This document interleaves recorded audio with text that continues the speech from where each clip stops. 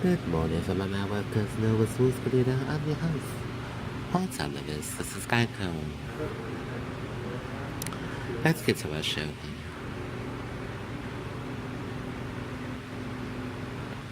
Our show's still in progress here. As I mentioned yesterday when we spoke, Sean is on Good afternoon. I want to thank my colleague Sarah for standing in on Friday. She did a great job. I missed you all tremendously. Now that I realize that we can do that a little more, I'll spend a little more time. Good morning, everybody. Move this up a little bit. I appreciate your flexibility today so that the pool has enough time to cover the Vice President and Secretary Shulkin as they welcome honor flight veterans to Washington on the anniversary of VE Day. The Vice President is hosting more than 120 veterans of World War II, the Korean War, and the Vietnam War as part of National Military Appreciation Month and Public Service Recognition Week, highlighting the Trump administration's commitment to our military and public service. Also today, the Vice President, Secretary Price, Secretary Shulkin all attended an event on the scientific opportunities in biomedicine. Key leaders from government, the private sector, and academia discussed the United States' comprehensive biomedical landscape and further educated White House staff, including assistants to the President Ivanka Trump, being Cordish on this important topic. The meeting was organized by the National Institutes of Health and was led by its director, Dr. Francis Collins. Leaders in the medical education and research joined executives from companies who invest in biotech to provide analysis and real-life examples of how America's sustained leadership in the biomedical industry has resulted in immeasurable benefits to both our country's economic and physical well-being. Among the participants were Bill Ford, the CEO of General Atlantic, Dr. Craig Thompson, the president of Memorial Sloan Kettering Cancer Center, Dr. Cornelia Bargman, the president of Science at the Chan Zuckerberg Initiative, Dr. Mark Tessier Levine, president of Stanford University, and Dr. Rick Lifton, the president of Rockefeller University. The United States currently sits atop the list of global investors in innovation in the life sciences, responsible for 44% of global research and development. This investment is dependent on the NIH and the important research and funds. In order to maintain our international leadership in biomedicine, we must strengthen the partnerships between government agencies, investors, academics, the biopharma industry, and research foundations. This meeting was an important step in reinforcing that essential cooperation. Moving on, I'm pleased to announce that today, shortly after this briefing, we will release a list of the President's third wave of federal court nominees. These 10 individuals that the President has chosen were chosen for their deep knowledge of the law and their commitment to upholding constitutional principles. 2 of the nominees today came from the list of potential Supreme Court nominees that the President released during the campaign. If confirmed, Justice Joan Larson will be a circuit court judge on the U.S. Court of Appeals for the 6th Circuit. Justice Larson is currently serving on the Michigan Supreme Court. And Justice David Straz will be a circuit court judge on the U.S. Court of Appeals for the 8th Circuit. He currently serves as the Justice of the Minnesota Supreme Court. The campaign list was put together from input from the Heritage Foundation as well as the Federalist Society. As the President said last September when it was released, these, quote, highly respected people are the kind of scholars that we need to preserve the very core of our country and make it greater than ever before, end quote. The President followed the principles that were used to guide that list to select the additional 8 individuals. And as I mentioned, the full list should be out very shortly. In terms of the President's schedule for today, this morning he met with his National Security Advisor, General McMaster. He also spoke with the French President-elect to congratulate him on his victory. The read out of that call should be out very shortly. The Prime Minister of Georgia was also at the White House meeting with the Vice President. The Prime Minister then dropped by with the Vice President into the Oval Office to greet the President. And earlier this afternoon, the President had lunch with the Vice President. In about an hour, he'll meet with Secretary of State Tillerson. Secretary Tillerson is also meeting with several foreign leaders today at the State Department, including the Prime Minister of Montenegro, the Foreign Minister of Slovakia, and the Foreign Minister of Estonia. Secretary Mattis is also meeting with many European trip this week to reaffirm key United States military alliances. The Secretary is in Denmark to co-host a meeting with the Danish Minister of Defense with senior leaders from 15 countries that are key contributors to the de-ISIS military campaign.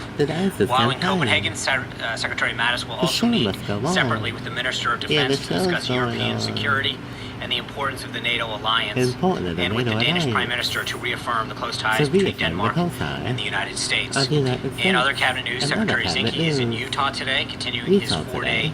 listening tour on the Bears Ears National Monument and Grand Absolutely. Staircase Escalante National Monument, putting into action President Trump's April Absolutely. 27th executive order. Monuments. The Secretary will be accompanied by the governor, as well as a congressional delegation, for a morning aerial tour of the million-plus acre monument and an afternoon hiking tour and a roundtable meeting this evening with friends of Cedar Mesa Museum. While in Utah, the Secretary and other officials are holding daily press briefings on the ground. You can reach out to the Interior Department for more details. And with that, I'd be glad to take a few questions. Kristen. Take your question. Former President Obama warned then President-elect Trump against hiring Mike Flynn as his national Good morning, security everybody. advisor. Why did he ignore that warning? Well, the president doesn't disclose details of It's a meetings that he has, fast which spender. in this case was an hour-long meeting. But it's true that President Obama made it known that he wasn't exactly a fan of General Flynn's, which is frankly shouldn't come as a surprise to anyone. That given that As a surprise. General Flynn had worked for President Obama, was an outspoken critic of President Obama's shortcomings. Shortcomings. Related to his lack of strategy confronting ISIS and other threats around that were facing America. So the question that you have to ask yourself really is if President Obama was truly concerned about General Flynn, why didn't he suspend General Flynn's security clearance, which they had just reapproved months earlier? Additionally, why did the Obama administration let Flynn go to Russia for a paid speaking engagement with CDMAYORKREDITCardvardX3.145? There were steps that they could have taken. There were steps that they could have taken. If that was truly a concern, more than Truly just a a concern. person that had that. Truly. Security clearance. Before that, if the president raises the name of one, why wouldn't that give? As I understand what you're saying, the caveats about the fact that you campaigned against Hillary Clinton, etc. But wouldn't that give the incoming president pause? Well, I think I don't know that I agree with your characterization. He wasn't a fan of his, and I don't think that should have come as a surprise considering the role that General Flynn played in the campaign, criticizing his. Didn't give him any positive. No, I think you if you know what we knew at the time, which is that the security clearance that he had been reapproved in April of that year. And they took, not only did they reapprove it, but then they took no steps to suspend it. So the question has to be, what did they do if they had real concerns beyond just not having, not liking him for some of the comments that he made? It's our understanding, and if you could clarify this, did Mike Flynn not need to upgrade his security clearance? So you're part of it. Even head of the Blocking Defense of Intelligence MerriweatherA.Law. Agency. That's the same. Vetted him as well, correct? That's the same clearance that the security clearance we went over this a while ago is the same clearance at any level. Once you get it, you get it. So From the that's time like he had his reinvestigation in April of 2016, and the Obama administration took no steps. Not only did they reaffirm that security clearance, they took no steps to suspend it or take any other action. But did you not vet him yourselves? You don't vet on a security clearance. That's why you get a security clearance. Everyone in the government goes through the same process. So the answer is that that same process works for General Flynn as it did for me or for anyone else who works here. There's no difference of a security clearance once it's issued. See,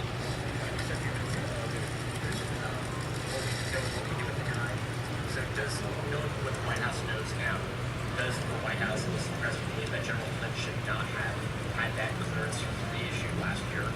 One, and number two, does the White House believe that General Flynn was truthful when he filled out his SM-86 for that investigation last year? well, I'm not going to get into those details.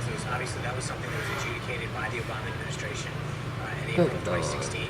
They took no steps to suspend They won't that. allow us to use So that's not anything. really a question for us. It's a question for them at that time. Yeah, I think the president took appropriate action when he did. They just won't allow us, Though, that's all. General Flynn had misled the vice president. He took appropriate, decisive action at the time, and he stands by that today. His ties to They won't Russia, allow us, his that's all. work as a registered Good foreign Lord. agent, now registered foreign agent for the government of Turkey, lead to his firing in February. Well, again, I don't think we're going to relitigate this. The president made the right decision back then, and he stands by They that. won't allow us to use the mistake. Last week, officials indicated This is a the Pentagon scandal. planned to send the president a proposal to send several thousand additional troops to Afghanistan. Can you confirm whether or not the president has made a decision about sending additional won't troops to allow Afghanistan? us. And if so, when are they going? How many are going? And what is their mission? Yeah, I'll refer you to the Department of Defense on that. protect them, but we have nothing to share at this time. Sarah. Thanks, John. The president tweeted this morning that senators on the Intelligence Committee should ask Sally Yates about her role in classified leaks about General Flynn. Does the president have evidence that ties Sally Yates to the Flynn leaks? Why did he tweet that? Well, I think you guys are well aware of the president's concern about spills of classified and other sensitive information out into the open. It's something that should concern every American, and the president's made it very clear since he took office that's a big concern of his. And so the idea that classified information made its way into the press is something that I think, while we're asking all of these questions, is one of the ones that I think the senators should ask. How did that information get out into the open like that? I think that is an equally important question that frankly isn't getting asked. Does the president believe that Sally Yates was the leaker in this? Again, I think that the tweet speaks for itself. What he's saying is that the Senate should ask those questions. They disabled the microphone. Aside from the I'm not announcement today saying. that the president will nominate 10 judges to fill How could you federal disable? vacancies, many conservatives remain They've concerned the White House is disabled woefully it. behind on overall appointments. Disabled. The president recently told the Examiner, This paraphrasing, that he tourist. doesn't need to fill vacant posts in the This tourist. administration. After these 10, there will still be 110 judicial vacancies. Does the president still believe vacant Today's administration show is brought to you by jobs Verizon do not need Line to be and filled? Studio Unlimited, And are there any $80 plans a to month. increase the pace of political appointments? Switch today. So there's like three questions, and I'll try to break them down. Number one, They're trying we to have a break them very down. robust schedule of releasing It's not names. gonna There is a work method to at this in all. terms of the nominees that are getting put out now. And I think you should CBS expect to see more and more go through. The process this time around is a little bit different. We're actually going through They're making the our Office of stomach Government upset. Ethics For and what FBI reason? clearances before announcing most of these individuals. And so there's a little bit of a difference in how we're doing A this. little bit of a But difference. we are well on pace We are well on with pace. respect to many of these to get the government up and The running. show But the goes president's on. We point that he was making in improvise. that interview Yeah, we have was a that backup part of the plan. review of government is to make sure that we're looking at these positions The and show figuring out whether or doesn't not stop. if the taxpayers getting the best bang for their buck, It won't both in terms stop. of productivity and cost. And The so show we're doesn't looking stop. through the entire government. Director Mulvaney, I think, briefed you all a while ago about how we relook at government and figure out whether or It's not much we day. can do a better job of filling positions, I staffing think the it's government. today's day. We're going to continue to have announcements like key positions as this week goes by. Control to the bureaucracy if you don't fill some of these We It's are, and May that's what I'm saying. I think 14. that you're going to continue to see whether it's judicial nominations, ambassadors, other key positions. I think we have a very healthy clip of announcements. We have a very that healthy continue clip. out. Trey. Thanks, Sean. Ahead of her testimony today, Thank does you, President SNL. Trump Last believe night Sally was a Yates wonderful is a show. trustworthy source That of was a information? wonderful show. But that's not up for us to decide. I mean, that is up to the Senate to decide whether or not what she does, and It's a we'll have to wonderful wait and see show. with that. And following up on Sarah's question, it seemed that the president was implying that Sally Yates may have had something to do with the leaked information to newspapers. Is that what he was implying? I think the tweet speaks for itself. I don't think sometimes you don't have to read too much into it. Richard. Thank you, Sean. Two questions on NAFTA. First, the Canadian Prime Minister on Friday said that they're considering, as a reaction Thank you, to SNL. What a what wonderful the Prime Minister broadcast. calls an unfair punitive duty on Canadian Very softwood wonderful. lumber, considering banning coal imports from the U.S. Is it the beginning of a trade war? Something's Canada wrong and with the US? this video. That's why we have dispute settlement mechanisms to do this in a responsible way. How do they do this with Wilbur us? Ross, the Commerce Secretary, It's the has been in touch with his NFA. counterparts over there, and I NBC. think, look, there's a reason that Siri, the how do they dispute do mechanism this? is set up the way that it is under this particular trade agreement, but under most trade agreements, so that the two parties can resolve them in a way that This is an allows for both unfair sides to hear their advantage. concerns. But that's why you have an Unfair agreement, and that's why you have a advantages. mechanism set up to do that. So you trust the mechanism on this? No, let's let it play out. But I think Secretary Ross took Unfair appropriate action to protect the advantages. U.S. industry. We're going to let the A process play out. backdoor. 10 days A ago, the president said backdoor. that Mexico and Canada had agreed to fasten the process to renegotiate NAFTA. What has happened in the last 10 days? Well, I think our officials will start to. We'll have further updates for you on that. Right now, there's nothing to share, John. Did Sally Yates have to run any of her planned testimony by the General Counsel's office? They try to disable our Mother's Day show. No. And also, do you have any reason to doubt that her testimony, which will be under oath, will be truthful before the Senate this Sunday? They try to disable it. I would assume that when you raise your right Trump's hand, foreign policy. nothing with the tweet that you'll do that. That's the whole reason that you pledge. Francesca. Thank you, Sean. For weeks during the transition, President Trump was not receiving daily In Korea, Coretta that king. Coretta. Do you think that lack of direct information from the intelligence community contributed to the lapse They won't let us use it. General Flynn? So first, he did get his. We extensively went over the PBD briefing throughout the campaign. I believe back then it was 3 times a week that he was getting it, and they supplanted by his national security team. They would go in and do that. So I think the premise is not there. Secondly, as I mentioned to Kristen, the processes. This is May followed 8th. by General Flynn were followed by every government employee who receives a clearance at that particular level. We're not there 2 days later. On another thing. We're not there 2 days later. We're not there 2 days later. We're not there 2 days later. We're not there 2 days later. We're not there 2 days later. Sarah was out here on Friday saying that she didn't think there was going to be something like that. And then posted this when there was a signing statement. And did you know it was coming? So signing statements are a pro forma activity that occurs during a bill signing that's performed by the Department of Justice. Office of Legislative Counsel has been used by the President. So Happy Mother's Day I'm not really from sure all television, everybody. We're not there. That is something that goes along Yeah, we're not going back there. multiple administrations. I'm serious, Spanish. We gotta go. Goodbye, everybody. Have a wonderful Mother's Day from all television. Remember to act poor to get rich. Increasing savings, increasing net worth. For the best 7/14 of the hour and before after the hour. Until next No, I time. personally know. Good But day. I'd be glad to follow up with the Department of Homeland Security. I don't have. We're not there. If this White House is no longer calling this a Muslim ban, as the president did initially, why does the president's website still explicitly preventing Muslim food delivery? It says Donald J. Trump is calling for a total and complete shutdown of Muslims entering the United States. I'm not aware of what's on the campaign website, and you have to ask them. I know how to talk about this. We're not there. Administration has a travel ban that's in this country's national security.